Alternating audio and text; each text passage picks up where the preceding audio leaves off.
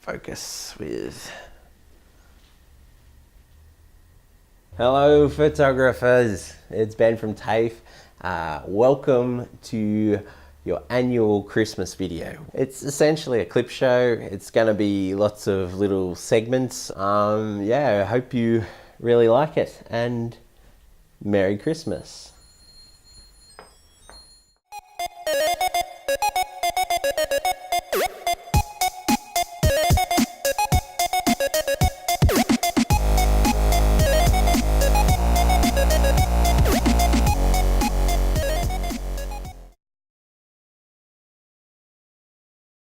Here's a tip to lessen the risk of you dropping your expensive camera. The only thing you need is a camera strap. Essentially, I'm going to pull it tight, and with this loop here, I'm going to put my arm through it, twist it, and then I'm going to go up and around and just hook my thumb there like that. Now, at the moment, it kind of looks like a nice big tangle, but it's this little bit here is where the magic happens, because you grab this and you can pull it tight, and then you've got a really nice sort of secure grip on your camera. And if you drop it here, you've got the security here, and you can even, drop it there, and it is pretty secure. Let's do it one more time. Hand in and through, twist, in and up through that, reach through that, get your thumb hooked under there and into the grip there, and then it's this little bit here you want to pull really tight in your wrist, and then you've got yourself a really nice walkable shooting thing. And it has saved me quite a few times from, bad stuff happening.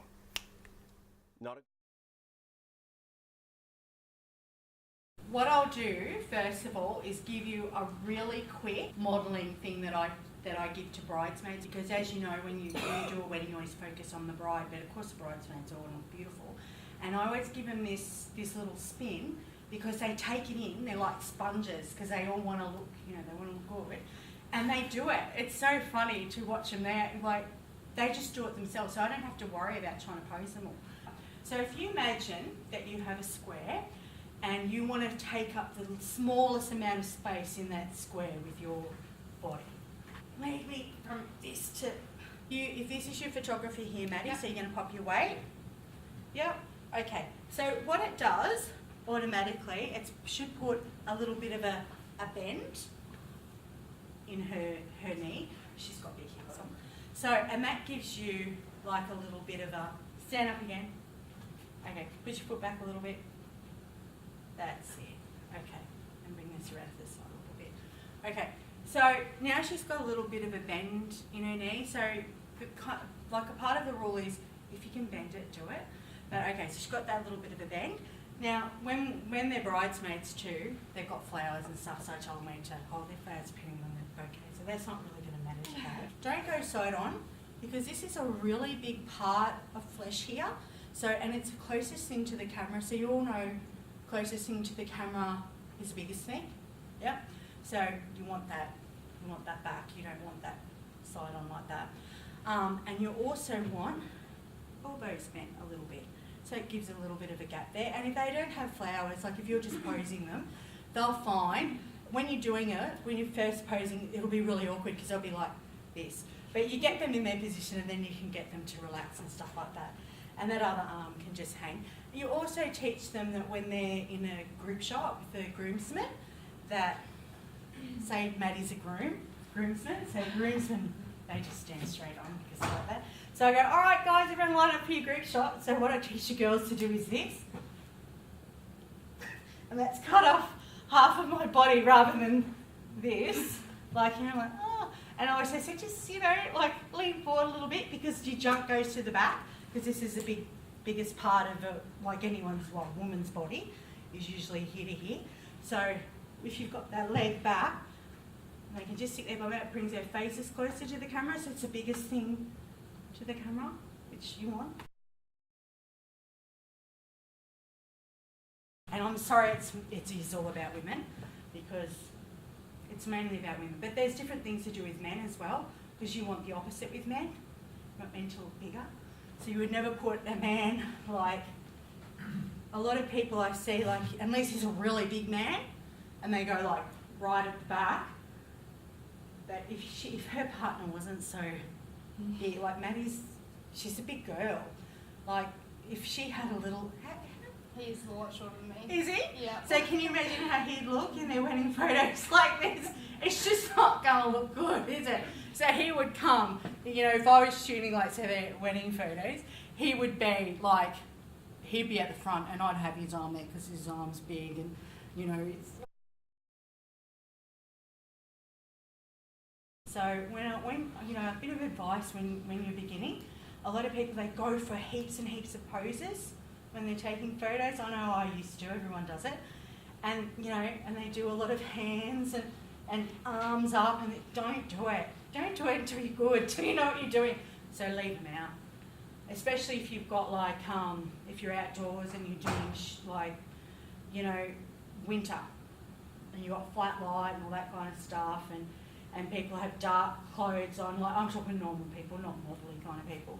And they have these really white hands, or they're blue because it's gold, and they're, you know, up on a black shirt. So like it just doesn't look good. Just leave them out. Like there's no need for it. Like there's no reason why that hand can't go down. So just simple things like that. Wowee! That was Tania Martini. Definitely Google her. She's fantastic. She has an uncanny ability to make anyone feel comfortable in front of a camera. This next little clip is looking at two Fairfax stalwarts, Grant Wells and Eddie Jim. They're showing you two sets of gear that they roll with regularly. So you're going to see from Grant a really pared down, simple kit, and it's more like his weekender gear. It's the kind of gear that he uses to take a break from work. Then we're going to look at Eddie, who, and his, obviously this is his everyday handle anything kit. This is my little baby that I have at home. Use a Canon 7D Mark II at work, so this is totally different from that. Fuji X100S, basically it's a rangefinder. I have a couple of the extension lenses that go on it. I love this because it's got a leaf shutter. It means that I can synchronise my flash right through the whole range up to thousands of a second or thereabouts. Just a great little camera. It's very retro in style, as you can see. That's what attracted it to me in the first place. It has a shutter speed dial, it has an aperture ring, and you can shoot it very basic, very manually. I like to travel light because it makes you more mobile. I'm not getting any younger, bits wear out, so the least I have to carry around the better. Although I've got a bunch of professional gear at work, multiple lenses and all the rest of it, the downside of that is when you're doing it in your own time is you've got to carry that stuff around with you. And limiting your options lens-wise and equipment-wise also makes you think about what it is you're wanting to shoot more. So instead of cranking on a long lens and zooming in, you might have to walk closer to your subject, or you actually think about things a little bit differently. It pairs it back to the basics of the photo in the first place. So yeah, it's a nice way to totally divorce you from that gear that you're using 5 days a week as well. So it's another separation from, oh, okay, you're doing your job again. This time you're doing it for fun. This is a Nikon D5 camera body, which I just got like around 2-3 months ago. I'm very happy with this body. And I've got another one at the back. I usually carry two bodies for a job with two zoom lenses.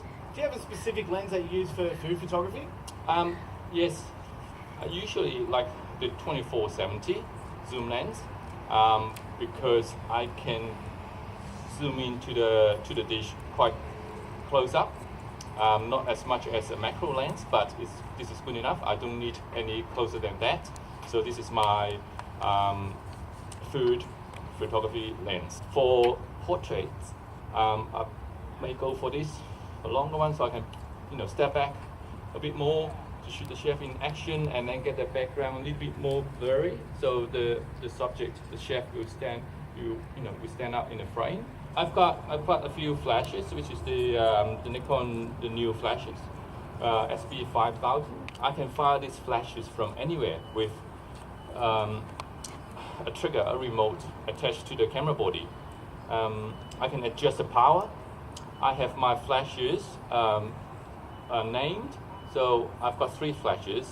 There's 2 in there, A, B, and this one C. So I can adjust, as soon as I put my flashes in the right spot, I can adjust the power according to the situation that I need, how much power that I need from the flash or the flashes.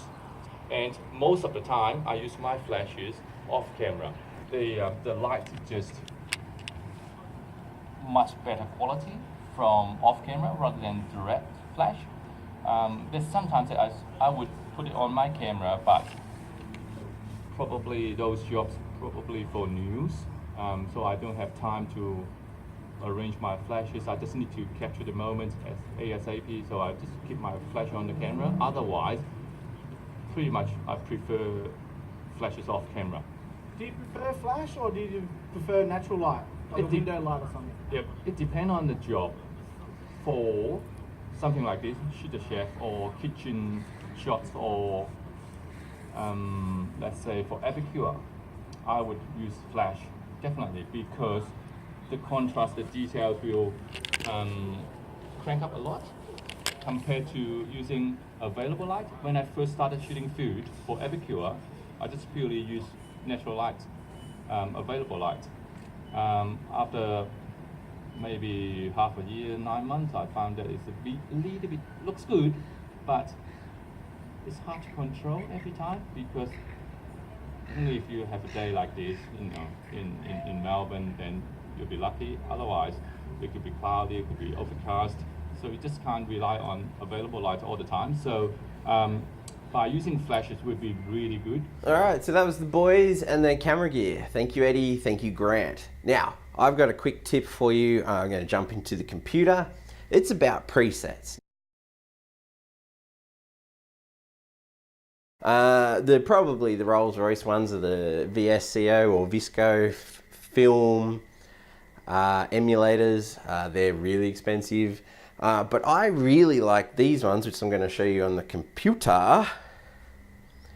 And these used to cost a bunch of money, but they don't now. So, which is fantastic. For about the last maybe year or so, the Google Nik collection is free, and they are fantastic for the money, which is $0. And you've got analog effects, which is like an old school kind of your film emulators, color effects, which does cool color grading and color work. Silver effects I love, because it's it's all about black and white. Vivisia is like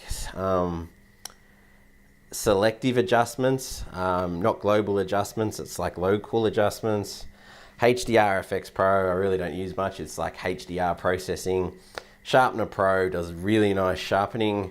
Define does noise reduction, and for my money it's slightly better than Photoshop. And they're all free, so you hit this big download button, you choose your operating system, Windows or Mac. Check out the Nik collection. It's free, it's high quality. Basically, Merry Christmas from Google. These next couple of clips are from a shoot a photographer called Mark Jesser did. You've seen Mark a lot. He pops up in these videos plenty of times. He's a former student. He is a Fairfax photographer. It's like everyone in these videos is from Fairfax today. Believe me, they don't sponsor. He's just a really good photographer who works for his photos. These clips I just want you to watch them. I want you to observe Mark, and I want you to observe all the players in the room. What we essentially, we had a shot Mark was illustrating a story about a photographer from last year who was graduating Cert 4. Her name was Jess. Jess had a bunch of kids, and not only whilst she'd studied and completed Cert 4, she'd also given birth to twins, and that was just, you know, everything about that year for Jess was an incredible achievement, and Mark was trying to sum that up in one photo, and the whole room was full of people trying to help him achieve that.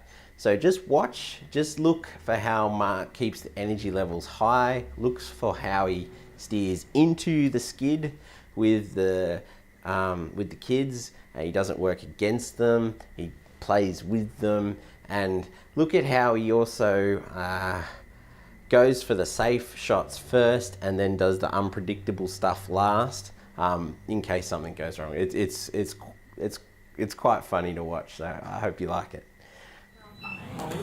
Leo. She's already shared the love with you. So much. Obviously a winner. Who are those guys? Righto, family. Let's just rearrange these boxes. I guess. You're the family. Radio. Alright, Mum in the middle. And where do we put the babies? 2 Kiwi-winks either side of Mumsy. I'm going to sit on you. And we better get Mumsy a camera, please, if I can. Get someone to get her a long-looking, massive camera. There's one. Yeah. No. I need that. Yep. You have to leave this way. Can you put your arm behind him? Can you tickle him? Leo, Give him a tickle. put your arm behind there. Give him a little Where's tickle. Oscar? Yeah, there he is. There he is. Ah. Leo, sit down. No. I'm coming. Come on. We get Kid Patrol. Ready? You ready? So Maddie's head was sitting on her face. Show me how big you can smile. Yeah. And then we'll go We back couldn't to see basics. her. That's how we hold her at home. Yeah, no, but we couldn't see You ready, her. Oscar? I said hold her We couldn't head. see her. Sit down, look. Photos, look. Yeah! Oh, look at Sit him! down. Sit down there. Couple more. He's going to take some more photos. Come on, quick. Yeah! Yeah! Big smile! Look at the photo in the back of the camera. I'm going to walk past Smile, teeth, big smile. Ready, set, smile! Yeah! Okay, hang on. You gotta give your brother a smile. Come on, Give him a smile. Just stand up. stand up. Mum, can I get you in the middle You have for your me? photo and I'll nearly have it open, okay? Okay, One sec, kiddos. I'll open it up. Look, I'm opening it. Nearly. Righto, kids. Boy. I want you guys to be going around Mum. Going around Mum. Oh, yeah. This should You be gonna chase? easy. Leo, are you going to chase Oscar? Careful it. with the camera down the Nice front and here. slow, nice and slow. Don't poke him, please. Watch your feet. All 3 kiddos, jump up. You get to Leo. run around with it. Go! Run, Leo, go! Get him! Yeah!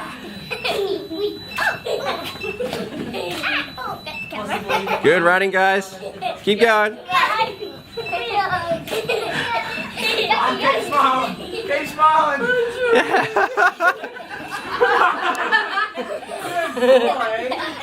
Yeah. Whoa! Whoa. Oh my god. You did not get over. Ow!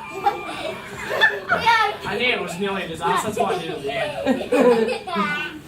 One last one. He's trying. Watch out. Come on, up. Stop tickling him. Let him up.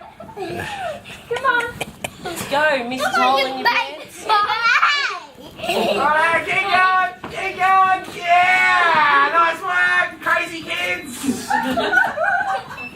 Keep going, crazy kids. Keep going.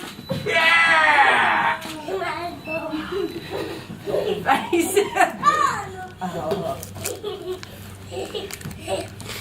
Oh, that's good. That's great.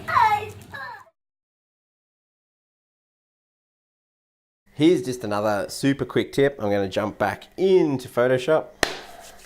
Finding the middle of a photo is something that always really bugged me until I learnt this tip, and I'm just going to share it with you because it's very handy to know the exact middle of a picture. I mean, sure, you can put rulers down and you can measure stuff, or you can even get the width and, you know, count. Anyway, this way is really, really neat. You go to view menu, you go to new guide from layout and enable columns and rows. Set 2 columns, set 2 rows, delete the gutter so there is none, and hit OK. And there you have it, the middle of any photo in Photoshop. I'm going to show you a really quick video from photographer Pete Charlesworth. He's a wedding photographer. He is not affiliated with Fairfax, and he doesn't forget about the experience for the subjects and for the bridal party and for the bride. And here is just a couple of minutes of him talking to our Certificate 4 class about how you can keep the energy positive. It's so good. Getting a little wireless, really good quality Bluetooth loudspeaker where my clients can tether their iPhones to the speaker and play their music during formal shots. It's fun. Why not? I can do that. I'll get entertainment out of it. They'll be smiling. I'll get better shots. It's a really logical thing for me to add on. I deliberately bought a Hilux U so that they can put Eskies in the back of it.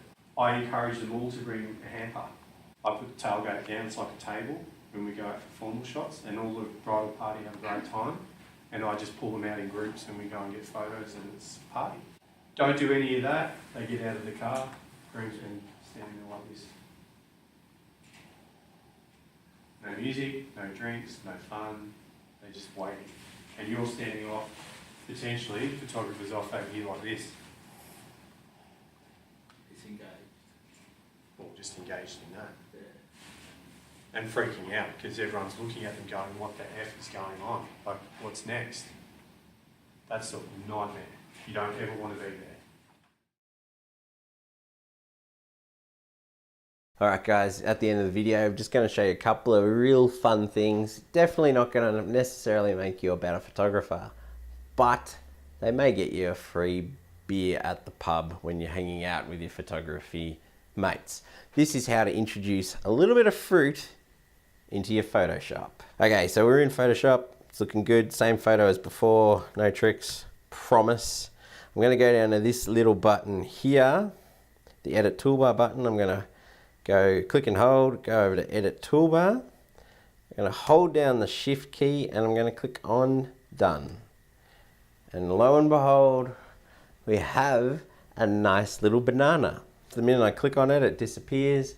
It just looks like a nice little Easter egg. All right, now because I just said Easter and I actually meant it to be Christmas, what I'm going to do is I'm going to show you one more Easter egg. We're going to go up to Photoshop, Preferences, Interface, and I'm going to hold down Shift and Option and click on one of the color schemes.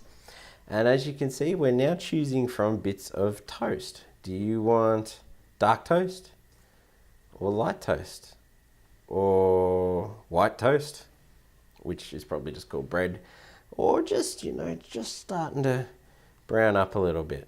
If you hold down Command and Option, you get your various flavors of cups of coffee, so dark to milky. All right, photographers, I hope you had a fantastic Christmas. Have a great holiday. We're going to be on holidays for a couple of weeks. We'll probably do a little bit of marking whilst I'm on holidays. I'm really trying to catch up there. Best wishes, and I hope it's great.